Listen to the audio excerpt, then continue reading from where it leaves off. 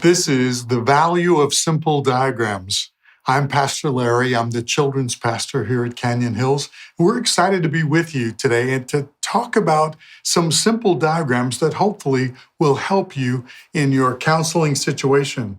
First, let's talk about some of the benefits of using diagrams.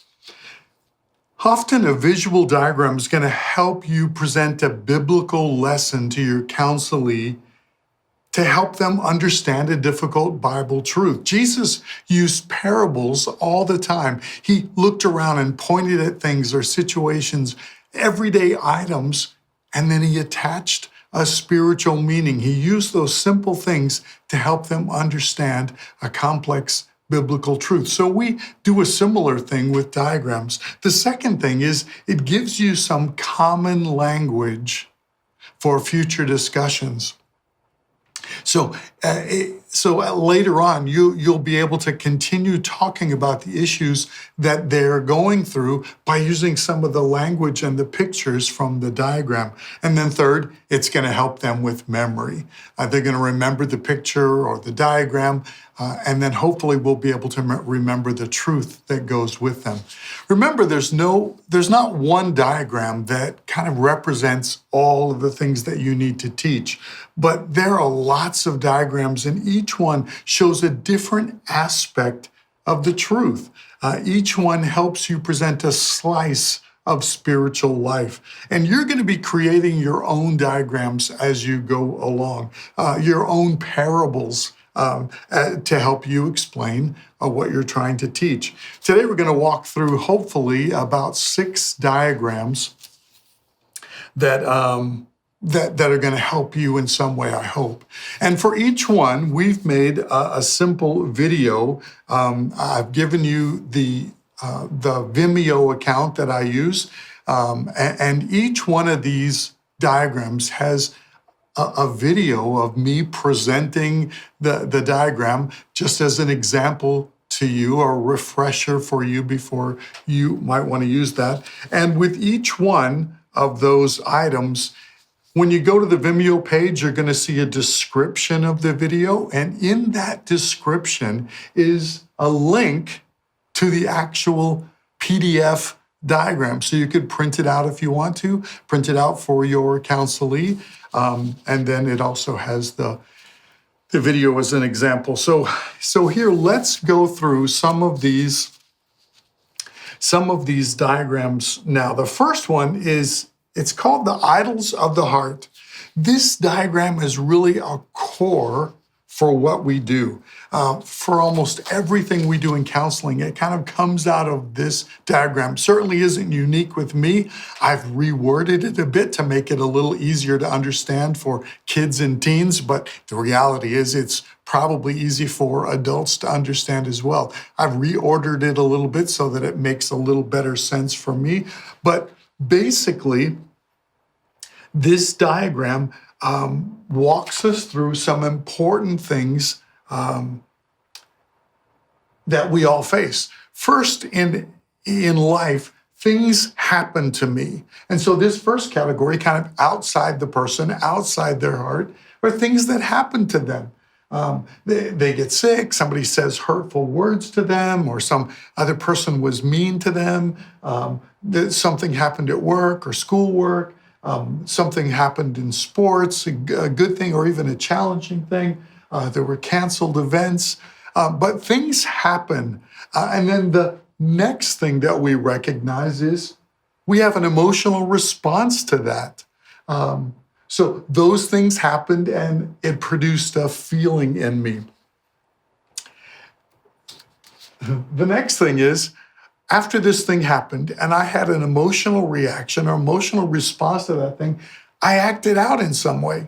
I either was feeling sad, mad, worried, afraid, or maybe even excited or proud or boastful, whatever the situation was.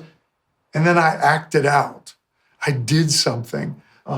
And in kid language, this would be, I pouted, or I just blew up at someone. I went to my friend's house, or I went to buy a bunch of stuff, or I got into a fight, or sometimes we try to do good things. We do more chores, or we do church stuff, try to be religious.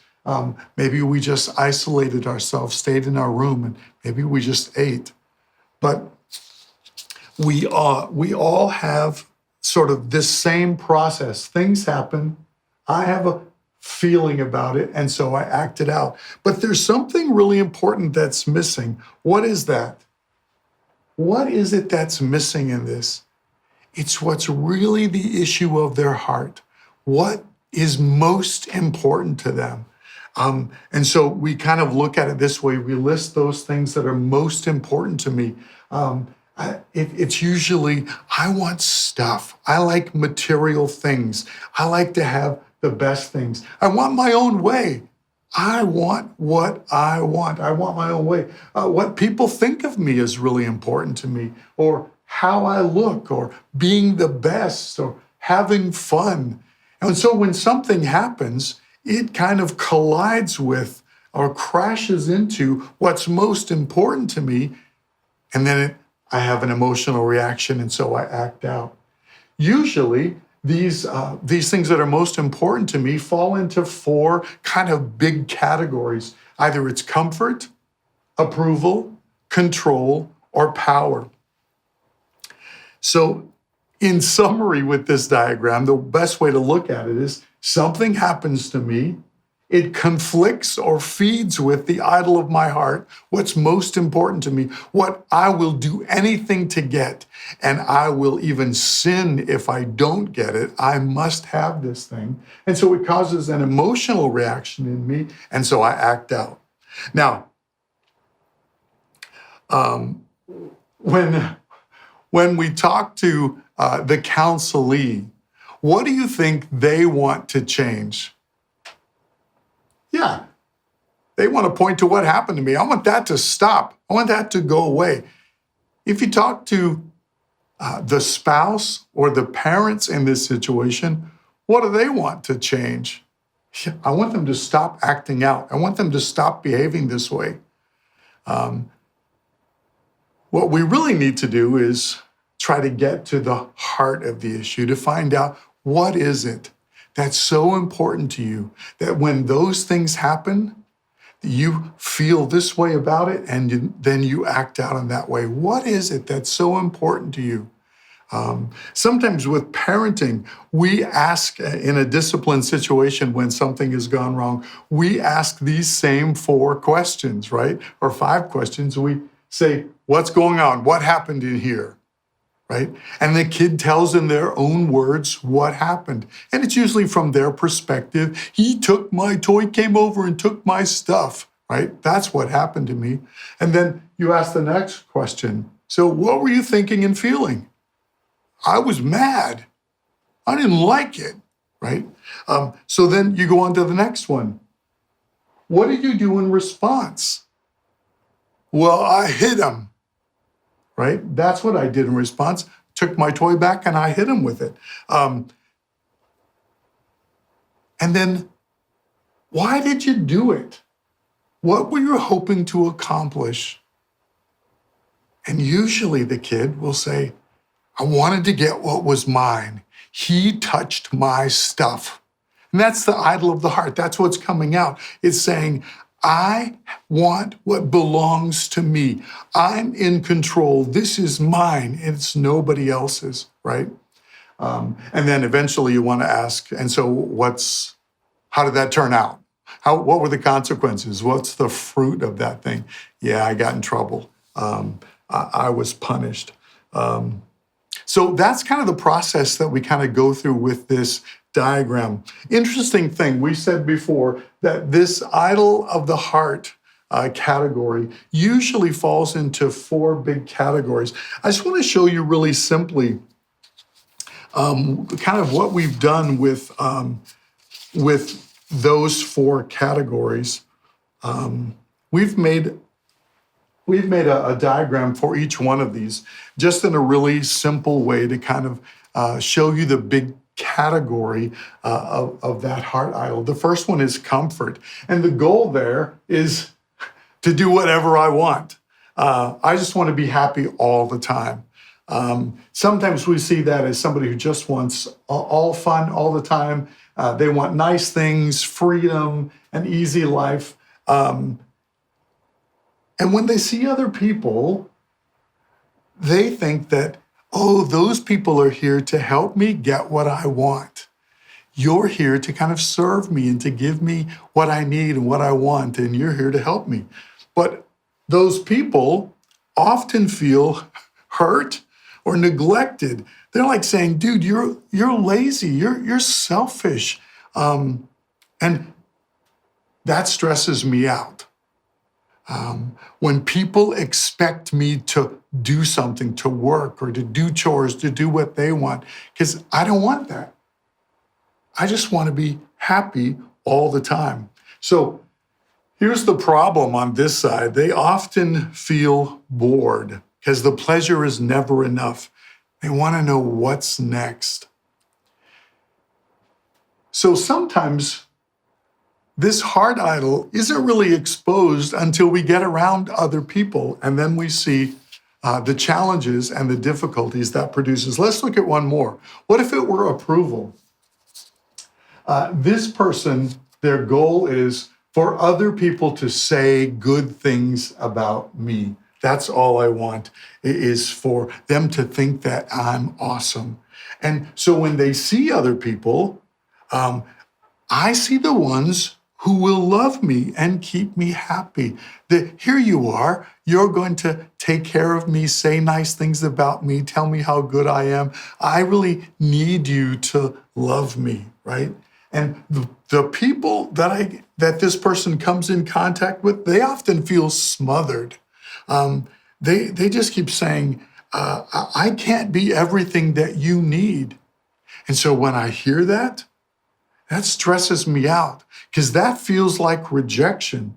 And I don't like it when other people don't like me. And the emotion that's difficult for me is I tend to feel a lot of fear. I'm afraid to be myself. I'm not sure what they're going to think of me, if they're going to like me.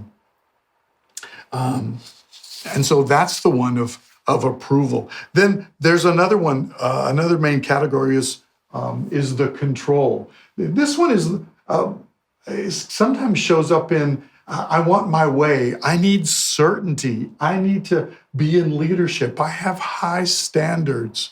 And this is really important to me. This is kind of an idol of my heart. And my goal is to know for sure what's going to happen. I'm happy when everything goes just as planned, the way I've planned it to be. And so when they see other people, they often think that they should do the things that I want. That I want them to do. And those people, they often feel defeated, like they're saying, you just want everything done your way. This doesn't seem good to us. And so they feel defeated. And this person often says, why can't you just do things my way or the right way, right? And so that stresses this person out when people push back. I can't handle not knowing what's going to happen. I get anxious, I get stressed. And my hidden emotion there is I often worry. I worry that things are, whether or not they're going to be done right, or will I have to do it myself? So that's the control heart idol. And then there's another category that we put under power, and that's the need for success or influence or responsibility or superiority. And this person's goal is just to win, to be the best, to be right? And they're saying, I'm really happy when I win and others think that I'm the best. So when they see other people, they often see them as a challenge or as competition to me. And those people, when they're around me a lot, they often feel used, saying, they think I'm just trying to get them to do something for them. I just have to let them win or be the best or do whatever they say. And when people don't do that, it stresses me out because I hate it when people try to be better than me. It's humiliating. It's even disrespectful. I can't handle that. The thing that I deal with most is anger. I struggle with that anger, and it's embarrassing for me to lose. I hate it, and it gets me upset. So basically, those are the four big categories of those heart idols. So it's really good to use a diagram like any one of these under that heart idol first diagram to start talking about the issues, looking at what happens, the emotional reaction, how you act out, and then getting to the core issue. What is it that's coming against that idol of your heart or feeding that idol of your heart to produce a sinful attitude in you? We want to change. Once we recognize that heart idol, we want to change. So we made this simple diagram just to remind us of Ephesians 4:22, where Paul explains that the process of change is really putting off the old self and putting on the new self. And this isn't just a one-time event. It's an all-inclusive event. It's your whole life. It's the process of sanctification, changing to become more holy and more like Christ. So this is a simple visual to show the transformation process in which a believer actually works on putting off some of the sinful ways of living and prayerfully and intentionally seeking God's help to put on more spiritual and biblical ways of living. This can also be used as a short-term plan for growth as they pray and live to please God. So we change the way this person looks. We've got the red, orange, yellow kind of picture, not very happy. This is where you don't want to be. And then on this end of the scale is that green, blue, purple, much more calm and peaceful. This is where you do want to be. So how do you get from there to there? And you see that we've kind of represented each color as something to be put off while you put on something else. Sometimes we just work on all the put off. I want to get rid of all the bad things in my life, and I want to work really hard to do away with those things. And the reality is it's got to be replaced with something godly, something that God is working out in your life. So there is this process of putting off and putting on. So let's look at one example of how that might look. We kind of filled this in. And so we first wanted to deal with, this person says, I want to deal with my anger issue. I get really angry all the time. We remind them of a verse in Proverbs 29:22. An angry person just stirs up conflict, and a hot-tempered person commits many sins. And they go, yeah, that's me. I want to get rid of the anger in my life. And so as we're working on not being angry and asking God to help us deal with that, then what are we going to put on in its place? So in this case, we prayed together, and we're going to work on putting self-control on. That's what I want to learn. We're reminding them of Galatians 5:22 and 23 says that one of the fruit of the Spirit of God in your life is self-control. So as I'm working at not being angry, I'm going to focus on asking God to grow that self-control in me. Next, they say, now that this has been going fairly well, I want to start putting off selfishness. I see that at the core of a lot of my anger issues is really my selfishness. When I don't get my way, I end up getting angry. So I'm going to try to get rid of selfishness. And Philippians 2:21 says, the problem was everyone was looking out for their own interest. And yeah, that's me. That's all I wanted was my own way. And so I was selfish. And so what are we going to put on in place of that?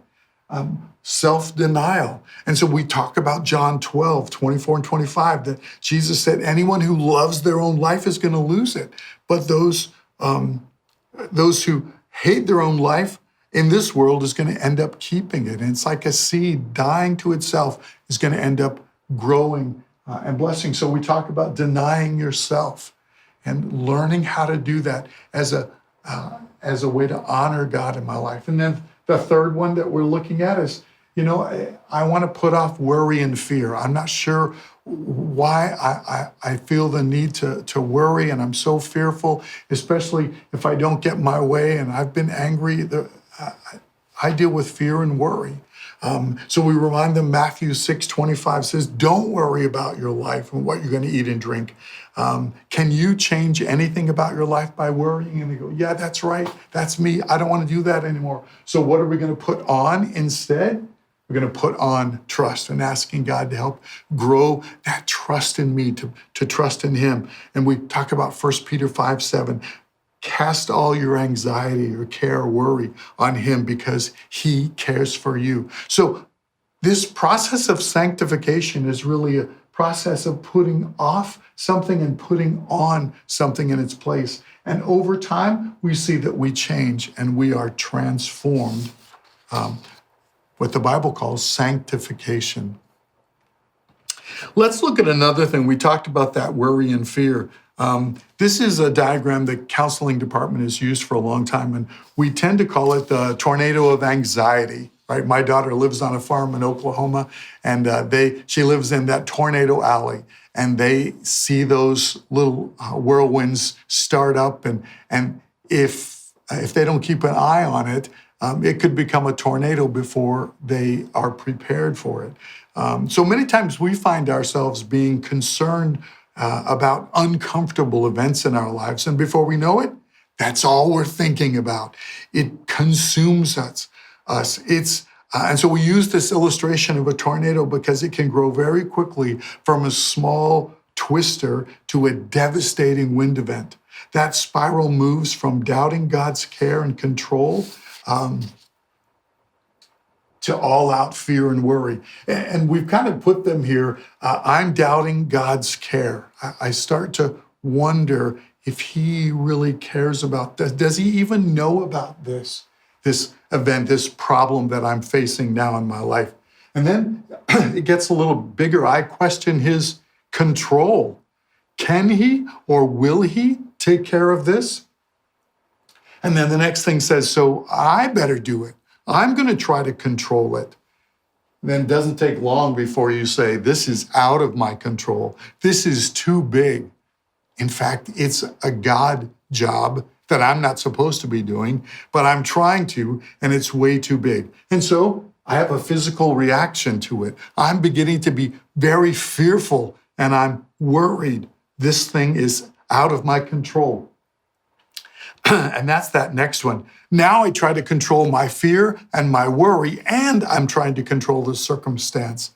I'm trying to control everything. And because I can't, the next one says, I start to feel angry and alone and just depressed. It's getting too big. That's all I can think of. And then I'm working harder and harder to try to control all of my emotions and all of the circumstances, and I can't. We all have been in that kind of a situation, or we know someone who has.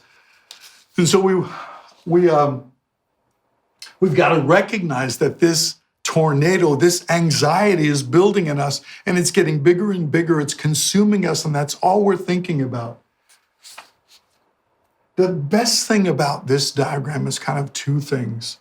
It's one, helping our counselor, helping ourselves to recognize the signs of our own anxiety as they're beginning, when it's really small. See it right away and start to take care of it there.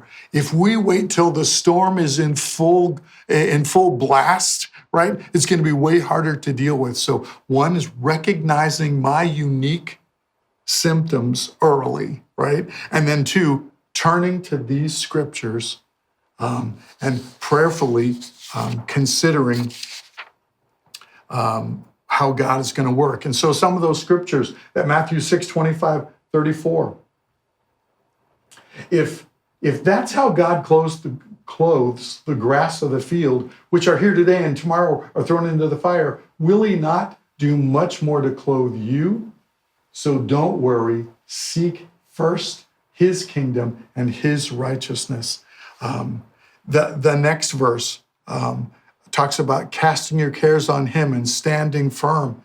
1 Peter 5, 7 through 11 says, cast your anxiety, your cares, your worries on him because he cares for you. Be alert and of sober mind. Your enemy, the devil, is prowling around as a lion, looking for someone to devour. So resist him and stand firm in the faith. So we're supposed to cast our cares on him and then stand firm in our faith. And then the last one is talk to God and think right. And from Philippians 4:4-9, don't be anxious about anything, but in every situation, take your requests to God.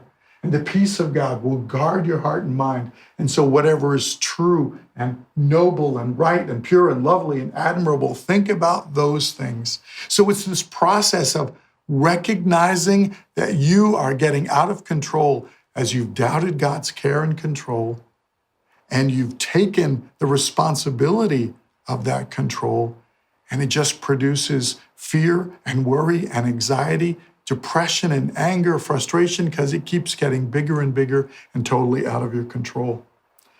So good picture for us to help as we walk through situations with our counselees. Here's another one. So we say it's dealing with rejection. It's probably a little more like when the answer is no, right?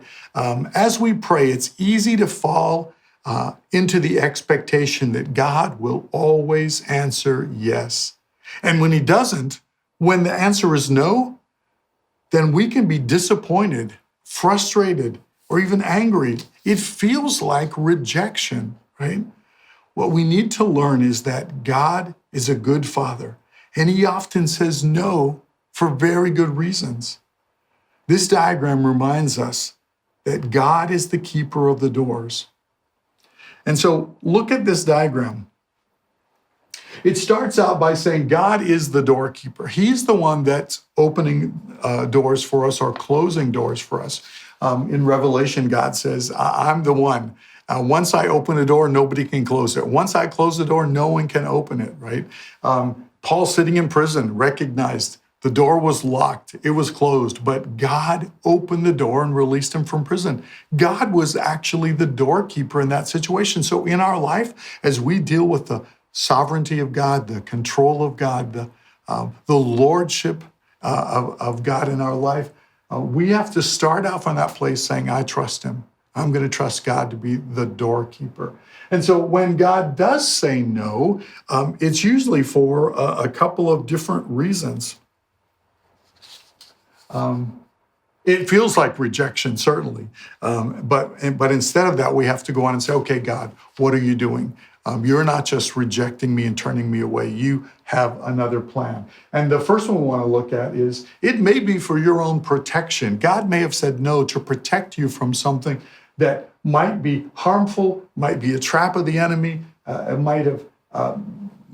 might actually be keeping you in him because you don't know what's coming. And we use the picture of David on the road to Carmel. Remember, David was mad at Nabal, and Abigail came out and said, look, let me stop you right here. If you proceed here, there's going to be big trouble. And so she prevented him from going farther because that would have been trouble for him and his future ministry. So God may be stopping you to protect you from what might be ahead. So be grateful even when he says no, that might be his hand of protection. The second one, God might be working out a correction in you. There may be something that he needs to deal with in you. There may be some sin or some growth that needs to happen. God may be training you for good. And so maybe it's to gain some understanding. Maybe it's to rescue you from some sin in your life. There may be a correction. Remember, they were marching to Ai, and God did not give them victory. And the reason he didn't was because there was a sin in the camp, and they needed to deal with that before they could go on. And so God said no. So not only is he maybe protecting us, but he might be correcting us. There may be something bigger that we need to deal with in our heart and our attitude, maybe an idol of our heart, some pride issue, something. And we need to be honest and go before God and say, what is that?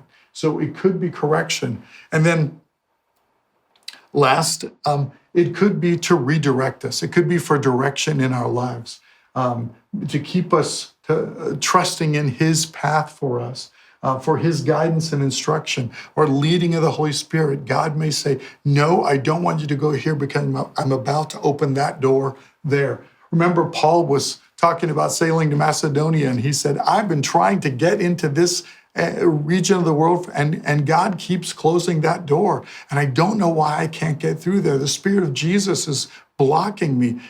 And then in a dream, the Macedonians are saying, hey, come over here. And so God redirected him. God said no to this because he had something else he wanted him to do. So we can help our counselees understand that when God says no, it's not just rejection. He might be doing something else in our life. Here's another diagram that helps us a bit dealing with difficult situations. And we just talk about this as what to do with weed seeds. What to do with weed seeds. When people hurt you or offend you. And so this diagram kind of starts out by saying, when it's like you're going on with your life and you're planting, you're growing, and things seem to be going pretty well. And then somebody comes along with these seeds from dandelions or some kind of weed that's going to take over everything. And they just come along and they just toss at you these seeds that will grow weeds in your beautiful garden. Everything was going fine until they came along. Now, we only have two choices, two biblical choices in how we respond. We can forgive and forget. We just pick up that seed, say he doesn't know what he's doing. He's not a believer, or he's a foolish person, but I'm going to forgive you and I'm going to throw it away. Not going to talk about it anymore. Not going to think about it anymore. I'm not going to bring it up to you anymore. I'm going to forgive you. I just throw it in the trash. I dealt with it. Or we can confront them in love. We can take that weed seed and go, hey, what are you doing? What's going on? Why would you do that to me? And we confront them in love. We want to repair the relationship. We're going to talk to them about it. But what we can't do is hold on to that thing. Let those hurtful words or that hurtful action, we can't let that sit in our hearts unresolved, because it will grow. And that process of that growing offense in us, we kind of look at it as this process that leads to this poisonous fruit in our life. So the first thing, if we let it grow there, we're going to notice that we start to become bitter. We're more critical of that person. We're more irritated with them. We're kind of resentful of them. And then it begins to affect our words and our attitude, our actions toward them. When this starts to be attitude, then this starts to be actions. And I'm almost trying to hurt them with my words or my actions, and I'm demonstrating that there's obviously a problem here. And if I still don't deal with it, I continue to let it grow in my life, I start to become stubborn and even mean toward that person, toward God and toward that person, and maybe anybody near them or in the body of Christ. And it begins to affect my whole attitude. There was a stubbornness and a meanness that comes because I have this unresolved hurt and offense in my life. I refuse to listen to the truth. My mind is made up. I'm just stuck there, right? And then finally, the last one, if we don't deal with that or we let it go on too long, it ends up being a rebellious attitude, a rebellion, a turning away from even God. It's your will, not his will, and you're pleasing only yourself. So when you see that you are holding on to that offense, we need to repent of that. And we need to remember that we have to deal with this. And so we go back to that person again. We have to decide, I can't let this grow any longer. I have to go back and do one of the two things God said to do. Either I need to forgive them and forget about it, or I need to confront them in love and talk about it. That's my only choice. Here's another diagram that might be helpful. This one is a series of conversations you're going to have with a child or a person who's dealing with grief, especially the loss of a loved one.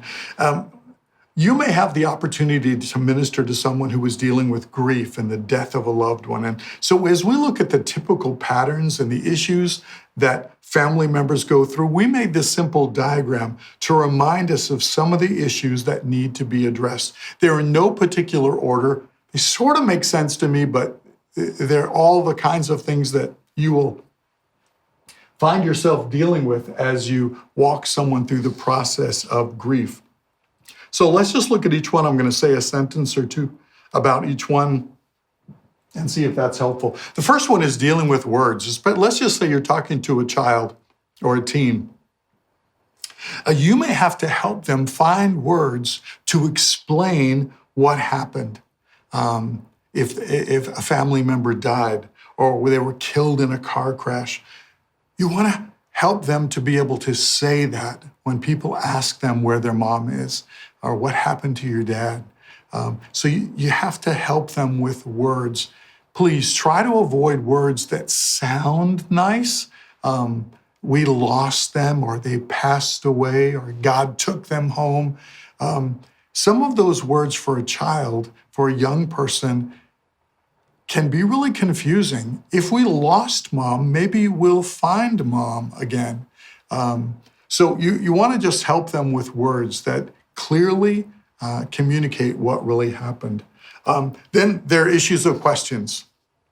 They're going to have a ton of questions, very specific ones that may seem odd or bizarre to us, but people have questions about what happens next. So answer them honestly and in an age-appropriate way, but be ready for a ton of questions about what happened and what's next. There are going to be a lot of changes. And so, especially for kids, they're concerned about what's going to be different now. What are we going to do with the holidays? What will it be like when we start back to school? Or where are we going to live now? And there's just a ton of changes that might be a concern, and you have to be ready to help them go through that process. Then feelings. There are going to be a lot of different emotions. And helping that person understand that those emotions are normal and good. Focus on healthy ways to express those emotions. But you got to be ready for those emotions to come and go and sometimes be all over the board. And it's okay when they're dealing with grief. It's okay to have those emotions. Then the next thing is taking them to the Bible. The Bible has some really clear answers on what happens when someone dies. The Bible will explain God's care and his compassion. It'll also give them hope for the future. You can review stories of those people who experience the death of a loved one. I mean, there's Job and there's Ruth and Naomi and David and Lazarus and his family, even the disciples as they grieved over Jesus' death. So take them to God's word, reading the prayers of David and how he was dealing with that grief. Those are important things. Take them to God's word. That's going to give them hope. Another one is memories. They need to be able to remember their loved one, to remember dad or mom, brother, sister, grandpa, grandma, whoever it is that's died in their life. They need to have those memories and to be able to review those memories out loud, to create a memorial, to make a record, make a videotape or record those things in some way, put up pictures and some objects that remind them of that person. Let them do that to remember and keep those memories alive. Then the need for community. It's really important to be with others who share that grief, that same grief, to be able to talk with them, to laugh with them, to cry with them, to know they're not alone, that these feelings, this emotion is not unique to me. We're all in this together. We are a community. We're the body of Christ. And then prayer, teaching them to share those thoughts, share their heart with God. Even as they kind of read some of the prayers from David, they're learning to trust God with their heart and express that to God. Then one of the other things is rest, taking a break from the grief. There are times to get away and to relax and to have some fun. Kids are really good at that. They can go from grieving to going out in the backyard and playing and then come back in and be ready to grieve again. But taking a break from the grief, not just staying there in it all the time. Then this last one is a tricky one. We put it here toward the end because you never know when this is going to come up. There are going to be reminders. Suddenly everything seems to be fine, and then it catches you off guard. You see a TV commercial, you hear a song, you're coming up on a special day, a birthday, or a calendar event that reminds you of your loved one who's died. It could be a photo or a smell, anything. It catches you off guard, and suddenly it pulls that person back into that place of grieving again. And we need to be ready for that. And then the last thing from this diagram is at the very center of this. We put all those things around a clock for a reason, reminding us that this takes time. This process is going to take some time to walk through. And then remember that there's three hands in the middle. There's the second hand that's going through this process really quickly. All of them may go through it in cycles again and again, but there's some people and even some kids who will go through this fairly quickly. Others, like the minute hand, will go through it a little slower. It's a little more meticulously going through all the steps and the phases of this as they grieve together. And then there's the hour hand who goes through it very slowly. Don't get frustrated with the person who is grieving and it's taking them a long time to move past this, right? And those of us who go through it quickly are like, well, what's taking so long? Let's get going. What's the problem here? We need to be patient with them. We all go at different speeds. The other thing that this is good for is to remember that this process is not just for the death of a loved one, but this is also good for with people who've gone through any kind of trauma or abuse in their life, or even a disaster that's happened. This kind of process of dealing with grief in your life is really helpful in lots of different kinds of situations. So that's the 6 diagrams we were hoping to go through with you. And hopefully they were helpful to you. And remember, you can see a short video on any of these just by following the link in the handout page. Thanks.